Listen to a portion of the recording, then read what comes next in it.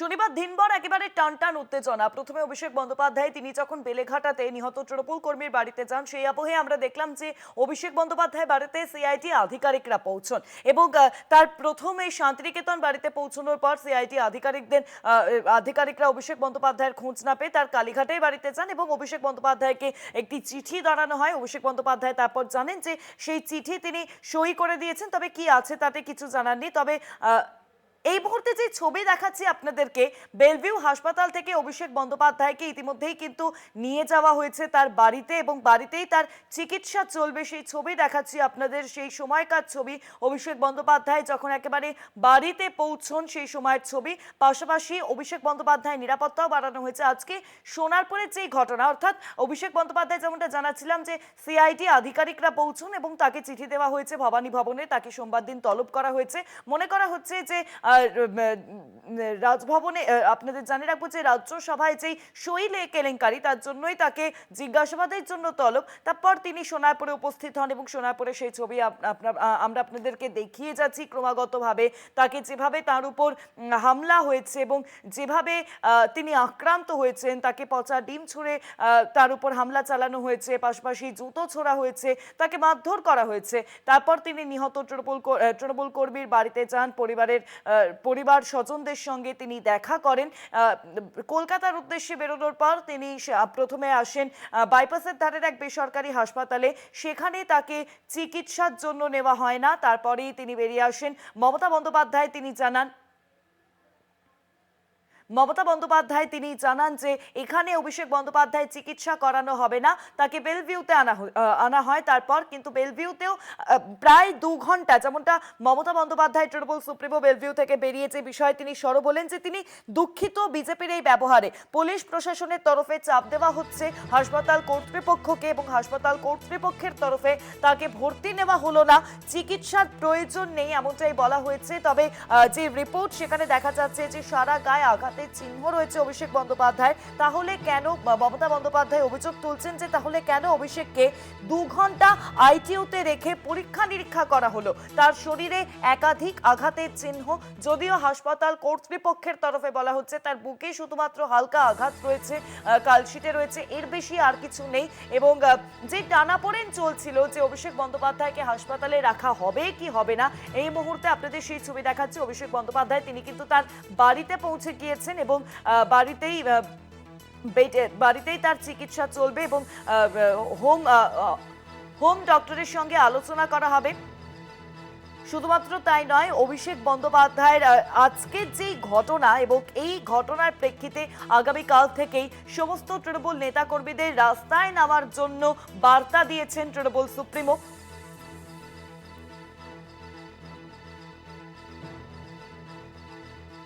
Phone লাইনের সঙ্গে রয়েছেন প্রতিনিধি শাশ্বতী রায়। শাশ্বতী, তুমি বেলভিউতে ছিলে, যে ছবি আমরা দেখলাম যে মমতা বন্দ্যোপাধ্যায় তৃণমূল সুপ্রিমো বেরিয়ে আসার পর তিনি যে অভিযোগ তুলছেন যে পুলিশ প্রশাসনের তরফে হাসপাতাল কর্তৃপক্ষকে চাপ দেওয়া হচ্ছে, যার জন্য অভিষেক বন্দ্যোপাধ্যায়কে ভর্তি করানো হলো না হাসপাতালে, যেখানে 2 ঘন্টা আইটিইউতে রেখে তার পরীক্ষা নিরীক্ষা চলে।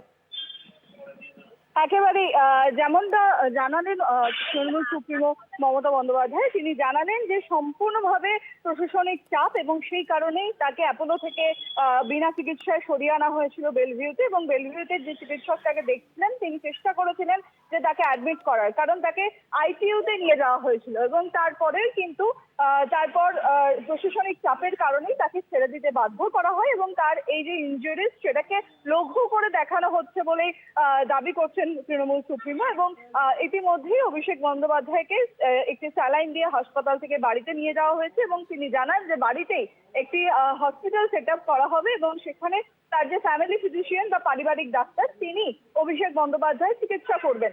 এবং তিনি যে বিষয়টির উপর সব থেকে বেশি গুরুত্ব দিচ্ছেন যে যেহেতু অভিষেক বন্দ্যোপাধ্যায়ের চোখে একটি গুরুতর জখম রয়েছে এবং বারবার সেখানে একাধিক অপারেশন বা অস্ত্রোপচার হয়েছে, সেই কারণে সেখান থেকে কোনো তার শারীরিক ক্ষতি হচ্ছে কিনা সেই দিকটাকে নজর রাখা প্রয়োজন এবং তার বিপি ফ্ল্যাকচুয়েট করছে বা সেই কারণেই কিন্তু সব থেকে বেশি তিনি চিন্তিত।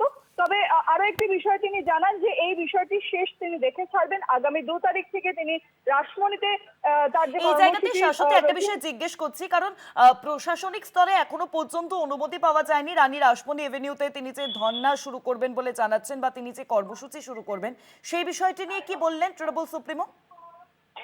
দেখো, তিনি যেমনটা জানান যে 2 তারিখ থেকে তিনি এই কর্মসূচিতে নামছেন এবং তার যে ধর্ণা করার কথা ছিল এবং সেই কর্মসূচি তিনি বহাল রাখছেন। রানী রাসমণিতে তিনি অবস্থান বিক্ষোভে বসবেন। তার সঙ্গে সঙ্গে তিনি তৃণমূলের সমস্ত কর্মী সমর্থকদের ডাক দিয়েছেন তারাও যেন রাস্তায় নামেন এবং প্রতিবাদ কর্মসূচি তারা যেন গড়ে তোলেন, সেদিকেই কিন্তু তৃণমূল সুপ্রিমোর তরফ থেকে ডাক দেওয়া হয়েছে। এবং তিনি নিজে বলেন যে 2 তারিখ থেকে তিনি নিজে রাস্তায় থাকবেন এবং তার যে অবস্থান কর্মসূচি ছিল রানী রাসমণিতে তা বহাল রয়েছে এবং 2 তারিখ থেকে তিনি নিজে এই প্রতিবাদ কর্মসূচিতে অংশগ্রহণ করবেন। সেক্ষেত্রে আরো একটি বিষয় তোমাকে জানিয়ে রাখি, অভিষেক বন্দ্যোপাধ্যায়ের ক্ষেত্রে তিনি আরো একটি বিষয় জানান যে রাহুল গান্ধী তিনি নিজে যোগাযোগ করেছেন তৃণমূল সুপ্রিমোর সঙ্গে এবং তিনি বলেছেন যে যদি কোনো রকম ভাবে অন্য কোথাও চিকিৎসা করানোর প্রয়োজন হয় সেক্ষেত্রে যাতে তাকে জানানো হয় এবং সেই দিকটির দিকে নজর দেবেন তারা এবং সমস্ত রকম যে সহায়তা সেই সহায়তা কিন্তু রাহুল গান্ধী বলেছেন যে কোনো রকম কোনো প্রয়োজন থাকলে তাকে যেন জানান তৃণমূল সুপ্রিমো। সেদিকটিও কিন্তু উঠে আসছে, কারণ প্রত্যেকটি রাজনৈতিক যারা একাধিক দলের শীর্ষস্থানীয় নেতারা রয়েছেন তারা এই বিষয়ে যথেষ্ট তৎপর হয়ে রয়েছেন এবং তারা বারবার সোশ্যাল মাধ্যমে বা সমাজ মাধ্যমে প্রতিবাদে সামিল হয়েছেন, সেই কথাও কিন্তু তৃণমূল সুপ্রিমো জানান। তবে তিনি বারবার যে জিনিসটা বলেছেন যে বিগত 15 বছরের সরকারে কোনোদিন কাউকে চিকিৎসা পেতে এইভাবে হেনস্থা হতে হয়নি। সে যে কোনো রাজনৈতিক দলের কর্মী হন বা যে কোনো রাজনৈতিক দলের যদি শীর্ষ নেতৃত্ব হন তাদের কারোর চিকিৎসা সংক্রান্ত কোনো অসুবিধা হয়নি। এই পরিস্থিতিকে তিনি যথেষ্ট লজ্জাজনক মনে করছেন এবং ধিক্কার জানাচ্ছেন এবং হ্যাঁ, শাশ্বতী। প্রশাসনিক মহল থেকে বারবার যে চাপ দেওয়া হচ্ছে হাসপাতালগুলোতে এই নিয়ে কিন্তু আগামী দিনে আইনি পদক্ষেপ তারা গ্রহণ করতে পারেন, এমনটাই জানান তৃণমূল সুপ্রিমো মমতা বন্দ্যোপাধ্যায়। একদমই তাই। অনেক ধন্যবাদ তোমাকে শাশ্বতী। ফোন লাইনের সঙ্গে ছিলেন প্রতিনিধি শাশ্বতী রায়।